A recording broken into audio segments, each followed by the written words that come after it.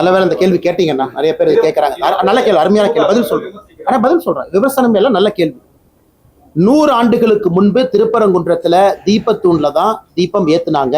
100 ஆண்டுகளுக்கு முன்பு 100 ஆண்டுகளாகத்தான் இல்ல தீபத்தூண் ஏன் கட்டி வைக்கணுங்கன்னா, ஒரு கோவில் 1200 ஆண்டுகளுக்கு பழமையான ஒரு கோவில். அந்த கோவில்ல தீபத்தூண் எது கட்டி வைக்கணும்? தீபம் ஏத்துறதுக்கு. 100 ஆண்டுகளுக்கு முன்பு தீபம் ஏத்தி இருக்கிறாங்க. 100 ஆண்டுகளாக ஏற்றப்படவில்லை. ஆனா சபரிமலையில 100 ஆண்டுகளுக்கு முன்பு பெண்கள் உள்ள போனாங்களா? போகல. புதிதாக ஒரு விஷயத்தை சொல்லும் போது எதிர்க்கிறோம்.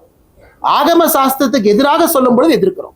100 ஆண்டுகளுக்கு முன்பு தீபத்தூண் இருந்துச்சு. ஆனா 100 ஆண்டுகளுக்கு முன்பு சபரிமலையில பெண்கள் உள்ள போனாங்களா? இல்லை. சபரிமலையில ஆண்டாண்டு காலமாக இருக்கக்கூடிய வழக்கத்தை மாற்றி புதுசா ஒரு பொய்யை சொல்லும் போது நாங்க எதிர்க்கிறோம்.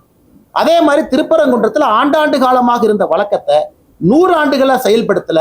இன்னைக்கு செயல்படுத்த வேண்டும் என்று நீதிமன்றம் தீர்ப்பு கொடுக்கும் பொழுது அதற்கு அரணாக நாங்கள் நிற்கின்றோம். ஆனால் எங்கள் நிலைப்பாட்டுல சபரிமலையாக இருந்தாலும் திருப்பரங்குன்றம் இருந்தாலும் இந்து மக்களுடைய உணர்வு, அவங்க என்ன நினைக்கிறாங்க, எது நியாயமோ, கோர்ட் என்ன சொல்லியிருக்கோம் அதுலயும் பாத்தீங்கன்னா சரி, சபரிமலை எதற்காக கோர்ட் அப்பீல் நிறுத்தி வச்சாங்க? இந்த போராட்டத்தை பார்த்தாங்க, தவறுன்னு புரிஞ்சுக்கிட்டாங்க, அப்பீல் வந்து போச்சு, கேரள அரசே தன் ஸ்டாண்டை மாத்துச்சு.